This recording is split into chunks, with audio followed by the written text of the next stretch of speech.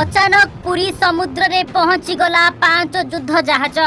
विराट विराट जहाज पुरी समुद्र रे देखी सबु भय रे। एमिति दृश्य पुरी रे आगरु केबे देखिबा को मिली नथिला। पुरी समुद्र रे विराट विराट युद्ध जहाज देखी सबु भय रे। जगन्नाथ धाम रे लागिला भारतीय नौसेनार जहाज।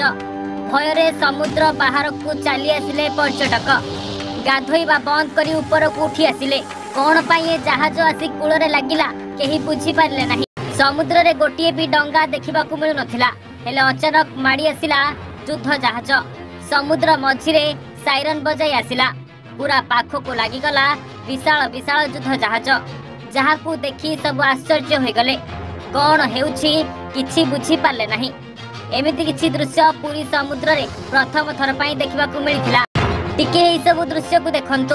पुरी समुद्र रे 5टी युद्ध जहाज केमिति लागिछि। गोटिए पर गोटिए पछकु पछ धाड़ी रे लागिछंती। नौसेनार विशाल जहाज लागिला समुद्र कूल रे। जहा को देखि पर्यटक पूरा भयभीत रहिछंती। जदि देखिबा पुरी रे प्रथम थर पाई एते बड़ बड़ जहाज लागिछि। जहा अनुमान करा जाउछि बांग्लादेश रे स्थिति को देखि पुरी रे बढ़िछि सुरक्षा। नौसेना पुरी रे डेरा जमाइछि। जेमिति पुरी शहर उपरे कौनसी विपद माड़ी न आसे सेथि प्रति ध्यान दिया जाइछि।